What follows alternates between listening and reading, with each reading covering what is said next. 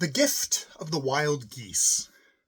The geese stood sleeping on a little rock islet just beyond Wld When it drew on towards midnight and the moon hung high in the heavens, old Akka shook the sleepiness out of her eyes.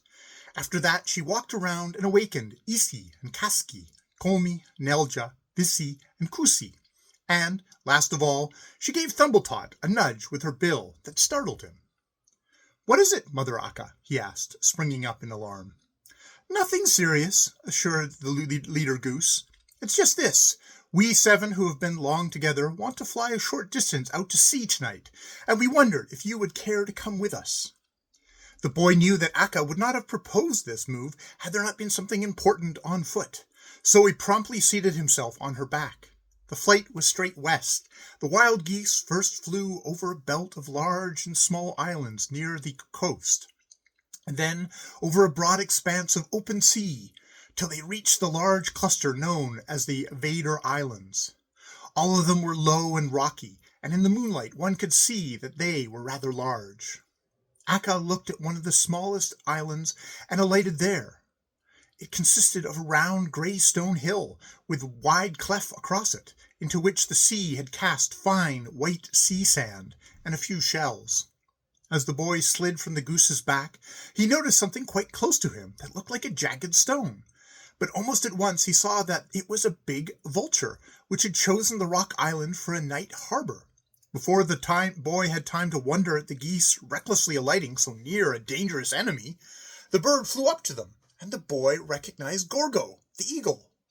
Evidently, Akka and Gorgo had arranged the meeting, for neither of them was taken by surprise. "This was good of you, Gorgo," said Akka. "I didn't expect you would be at the meeting place ahead of us. Have you been here long?" "I came in early in the evening," replied Gorgo, "but I fear that the only praise I deserve is for keeping my appointment with you. I have not been successful in carrying out the orders you gave me." "I am sure, Gorgo, that you have done more than you care to admit," assured Akka.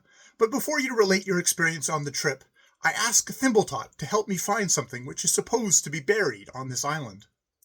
The boy stood gazing admiringly at the 2 beautiful shells, but when Akka spoke his name, he glanced up.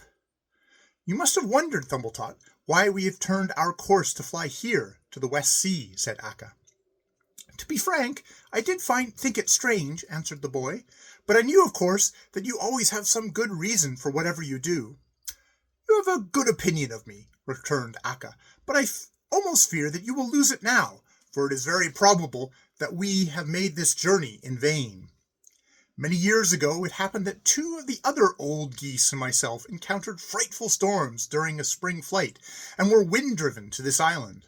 When we discovered that there was only open sea before us, we feared that we should be swept out so far that we should never find our way back to land. So we lay down on the waves between these bare cliffs, where the storm compelled us to remain for several days. We suffered terribly from hunger. Once we ventured up to the cleft on this island in search of food.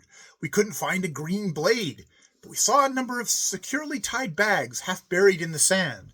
We hoped to find grain in the bags, and pulled and tugged at them till we tore the cloth. However, no grain poured out, but shining gold pieces. For such things we wild geese had no use, so we left them where they were. We haven't thought to find them in all these years, but this autumn something has come up to make us wish for gold. We do not know that the treasure is still here, but we have traveled all this way to ask you to look into the matter."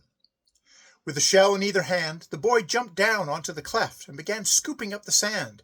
He found no bags, but when he had made a deep hole, he heard the clink of metal, and saw that he had come upon a gold piece. Then he dug with his fingers, and felt many coins in the sand, so he hurried back to Akka. "The bags have rotted and fallen apart," he exclaimed, "and the money lies scattered all through the sand." "That's well," said Akka. "Now fill in the hole and smooth it over so no one will notice the sand has been disturbed." The boy did as he was told, but when he came up from the cleft, he was astonished to see that the wild geese were lined up, with Akka in the lead, and were marching towards him with great solemnity. The geese paused in front of him, and all bowed their heads many times, looking so grave that he had to doff his cap and make obeisance to them. "The fact is," said Akka. "We old geese have been thinking that if Thumbletot had been in the service of human beings and had done as much for them as he has for us, they would not let him go without rewarding him well."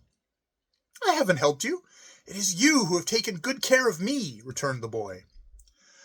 "We think also," continued Akka, "that when a human being has attended on us a whole journey, he shouldn't be allowed to leave us as poor as when he came."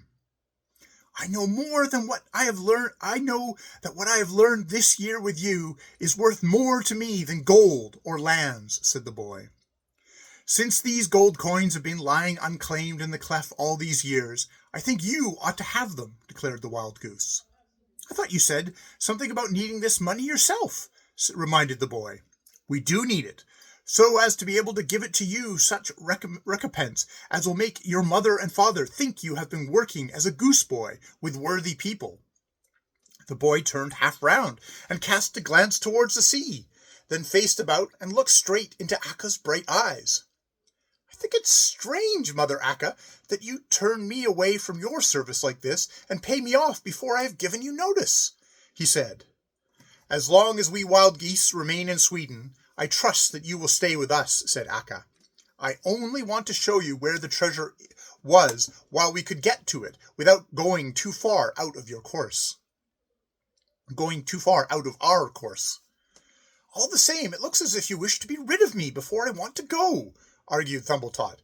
"After all the good times we've had together, I think you ought to let me go abroad with you." When the boy said this, Akka and the other wild geese stretched their long necks straight up and stood a moment, with bills half open, drinking in air.